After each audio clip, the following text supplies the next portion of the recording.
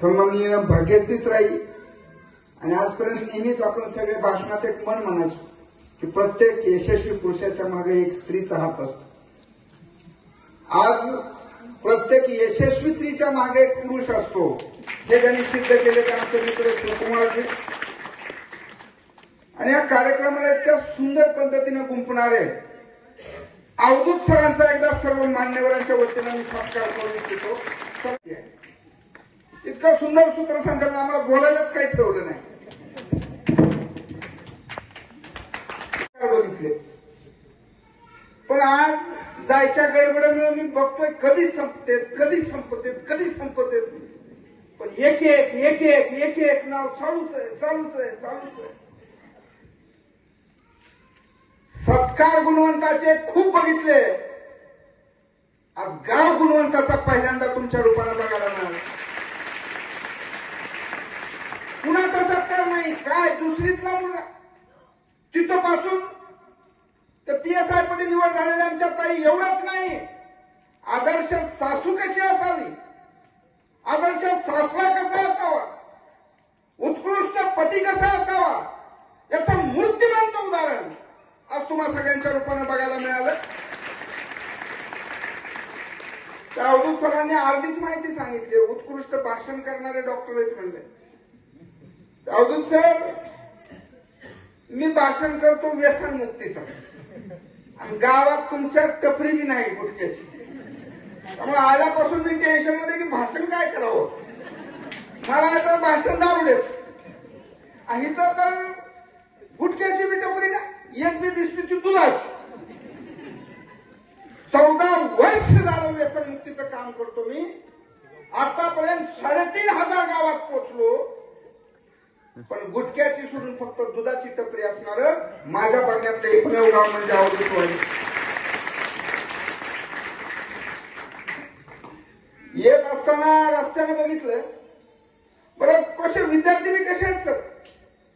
म्हणजे आमची सत्कार करतो आम्ही गुणवंताचा. कितवा नंबर आला 3रा. किती जण होते 3घच होते.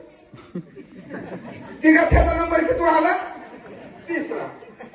आपला सत्कार नाही बघतो आम्ही.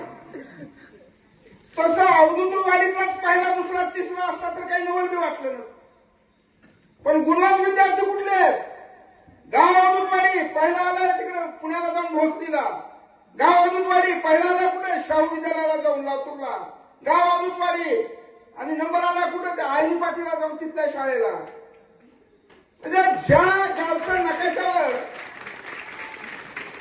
जिल्ह्याच्या नकाशावर मी ज्याचं नाव सापडत नाही त्या गावाची दखल महाराष्ट्राला घ्यायची वेळ ह्या सगळ्या विद्यार्थ्यांनी आणलेली आहे. असं उत्कृष्ट गाव माझ्या बघण्यात पहिल्यांदा मिळालेलं. आणि कशामुळे झालं असेल ह्याचा जेव्हा मी बारकाईने अभ्यास करत होतो तर आपल्या खोकाटे सरचं नाव जेव्हा आलं तो इतक्या टाळ्या जोरात वाजल्या. असा शिक्षक त्या शाळेला असा शिक्षक आहे गोरे मॅडम आहे म्हणून या शिक्षकांसाठी एकदा जोरदार टाळ्या वाजवून त्यांचे आभार मानतो. तर सत्कार कार्यक्रम भरपूर बघायला मिळतात पण असा आगळा वेगळा. लोक लांब लांब भाषणाला बोलवतात उत्कृष्ट त्यांनी बुलंद बिलंद भले शब्द लावले माझ्या नावापुढे. कारण लोकांना वाटतं मी भाषण केल्यावर समोरच्याला प्रेरणा मिळेल. पण आज उलट झालंय. तुमचा कार्यक्रम बघून माझ्या मनात मी निर्धार पक्का केलाय की वर्षात एकदा तरी अवधूतवाडीला येणार आणि मी प्रेरणा घेऊन जाणार. गाव कसा असावा आणि विद्यार्थी कसा असावा. इतका उत्कृष्ट गाव बघायलाच मिळत नाही. आणि समस्या इतक्या भयंकर. येताना आमचा ड्रायव्हर विचारत होता साहेब या गावात जर बाळातिनीच्या काळा सुरू झाल्या तर तिला दवाखान्यापर्यंत पोचवायचं रस्ताच नाही. हाय का रस्ता. एखादी जर मेडिकल इमर्जन्सी सुरू झाली तर जायला गाडीला रस्ता. आज आपण शिक्षणात ज्या ताकदीनं उतरतोय तो माझा शाहू कॉलेजमध्ये नंबर आलेला. आमची BHMS करणारी माझी ताई.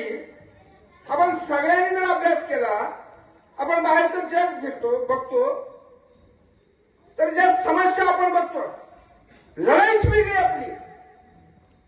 ज्या स्वातंत्र्य दिनाच्या निमित्ताने आपण बघतो शहरातला पैशावाल्यांचा मोठ्याचा इंडिया आणि तुमच्या माझ्यासारख्या गावात राहणाऱ्या गोरगरिबाचा कष्ट करणाराचा भारत, यांची लढाई सुरू आहे. तिकडे म्हणजे त्यांना सुविधाच सुविधा. बाकीची जरी आपण पुण्याला जातो, अकॅडम्या बघतो, 2-2 लाख रुपये एका विषयाची फी भरणारे लोक. त्या विद्यार्थ्यांना अभ्यास व्हावा म्हणून एसी लावलेला त्याच्या घरात. 10 लाखाची त्याला पुस्तकं उपलब्ध करून दिली जातात. त्याला त्रास होऊ नये म्हणून कुठे बाहेर जायचं असलं तर 4 चाकी गाडी उभा आहे. आणि त्या सुख वस्तूमध्ये थोडा मोठ्याच्या अभ्यास करणाऱ्या पोरांपेक्षा गावखेड्यामध्ये आपल्यासारखा शिकणारा विद्यार्थी, ज्याला रस्ता नाही, शाळा बंद पडायला लागली, यांची दप्तर फाटलेलं आहे, बंद तुटलेलं आहे आमचा, वही घ्यायला लागली दप्तरातून. आणि तरी सुद्धा त्या थोडा मोठ्यापेक्षा 2 मार्क जास्त पडण्याची ताकद त्या कष्ट करायच्या लेकरामध्ये अवधूतवाडीने आम्हाला दाखवून दिली. म्हणजे परीक्षा कोणतीही घ्या, यूपीएससी बसणार त्या शिष्यवृत्ती परीक्षेचा निकाल बघा, पहिला, दुसरा, तिसरा कोण आलेला आहे तर गावखेड्यामध्ये कष्टात लढणारा आपला शेतकऱ्याचा कष्ट करायचा पोरगा पहिला आलेला. ही जी आपली ताकद आहे, त्या ताकदीचा वापर करून आपल्या समस्याला तोंड द्यायचं. आज अशा आपण अनेकांचे बघितले, समस्यावर लढत बसणारे तर भरपूर आहेत, पण तुम्ही ज्या पद्धतीने यश मिळवत, ही संकटावर मात करणारी पोरं बघितली की सर खरंच आपल्याला प्रेरणा मिळाल्याशिवाय नाही. असाच एका गावाला सत्कार कार्यक्रमाला गेलो, 96.5 मार्क, अक्षय देवकर नावाचा विद्यार्थी, 96.5. आकड्याचं नवल नाही. आईबाप काय करतात तर मसनात आलेल्या लोकांना जाळण्यासाठी लाकडं विकायचा धंदा करतात. अक्षर ओळख बी नाही, पुस्तक धरता येत नाही, त्याच्या आईला कळत नाही 96.5 म्हणजे किती. आता पोरगा तिला समजून सांगतो, त्या गाई 96.5 म्हणजे 90वर 6 आणि त्याच्यावर अर्धा म्हणजे 96.5.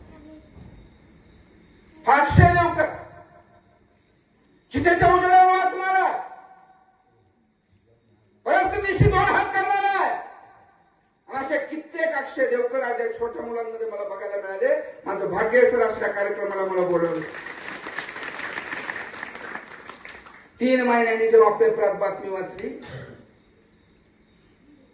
अक्षय देवकर नावाच्या ह्या विद्यार्थ्यानं पासाला पैसे नाहीत म्हणून फास लावून ठेवली. 78 वर्ष झाली स्वातंत्र्याला. 1902 मध्ये छत्रपती शाहू महाराजांनी आम्हाला सांगितलं की शिक्षण हे मोफत असलं पाहिजे, सार्वत्रिक असलं पाहिजे, सार्वजनिक असलं पाहिजे. 125 वर्ष झालं तरी आमच्या अक्षयचा जीव जातो. याच्या विरोधात ताकदीनं उभं राहायचं असेल तर असा शिक्षणाचा अधिकारी, पोलिसांचा अधिकारी, कलेक्टर, समाज कल्याणाचा अधिकारी आपल्या अवधूतवाडीतून आपल्याला तयार करावा लागणार आहे. कारण अक्षयचा कळवळा तुमच्या माझ्याशिवाय या थोडा मोठ्यांना कधीच येणार नाही. ती पावलं मला तुमची पडताना दिसत आहेत. तुमच्या पावलांना वंदन आहे, तुमच्या कार्याला अभिवादन आहे. डॉक्टर तर भरपूर बघायला मिळतात देशमुख सर. आपण मुंबई पुण्याला जातो, काय दवाखाने, जिथे नोबेल सारखा दवाखाना बघ, त्या रुबी हॉल सारखा दवाखाना बघ, आग पाय टाकला की एसी, सगळी मजाच मजा.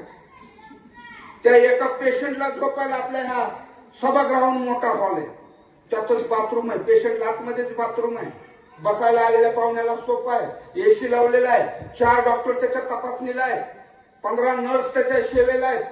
ताप कमी झाला का साहेब, जेवले का साहेब, पाणी पिले का साहेब, मुतले का साहेब, पातळ झाली का घड झाली साहेब. मोठ्या लोकांना सुविधाच सुविधा, सुखवस्तूमधल्या, शहर वस्तीमधल्या सगळ्यांना सुविधाच सुविधा. आणि गावखेड्यामधल्या आमच्या एखाद्या बाळाच्या पोटात दुखायला लागलं तर त्या सरकारी दवाखान्यात डॉक्टरच सापडत नाही, पताच नाही करत.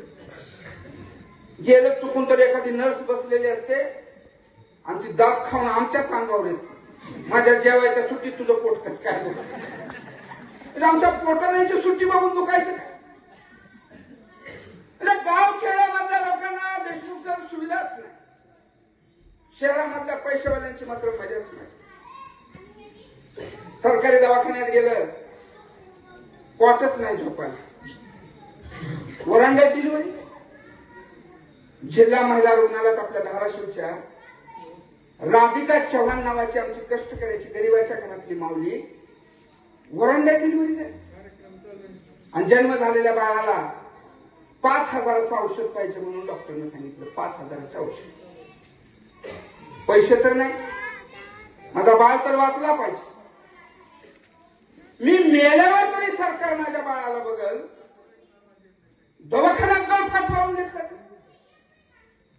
78 वर्ष झाली स्वातंत्र्याला, कष्ट करते माय माझी आणि तिच्या बाळाला 5,000चं औषध मिळत नाही. याच्या विरोधात आपल्याला डॉक्टर व्हायचं होता. या एकाही माय माऊलीच्या डोळ्यात अश्रू येऊ द्यायचा नाही.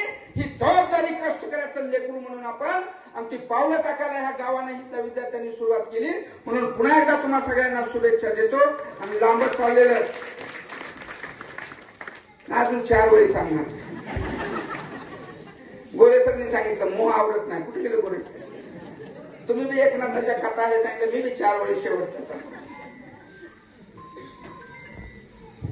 कष्ट करायची जात आहे आपली सगळ्यांची. कोणती आपली आता एकच?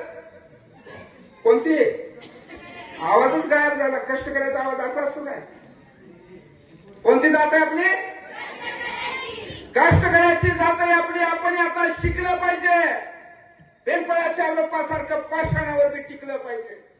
घाबरू नका, घाबरू नका. या संकटांना भय चिंता फासावर टांगा. जीव एवढा स्वस्त नाही, यश एवढं स्वस्त नाही. ठणकावून त्या शरीराला सांगा, अरे या बसवेश्वराचा मावळा कधी संकटापुढे झुकला का? आणि काय ऐकाले कष्टापुढे वाकला का? निर्धाराच्या वाटेवर, क्षमतेच्या वाटेवर, शिक्षणाच्या वाटेवर टाकू आता बिंदास्तपणे पाय. आणि आमच्या अवधूतवाडीचं नाव 7 समुद्र पार नेल्याशिवाय आम्ही राहणार नाही. आम्ही आता राहणार नाही. सर्वांना शुभेच्छा. जय जिजाऊ, जय शिवराय. खरोखरच बुलंद अशा प्रकारची तोफ आहे.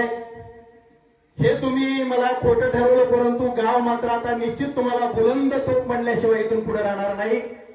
सर, तुमच्या बोलण्यातली तळमळ आम्हाला कळली.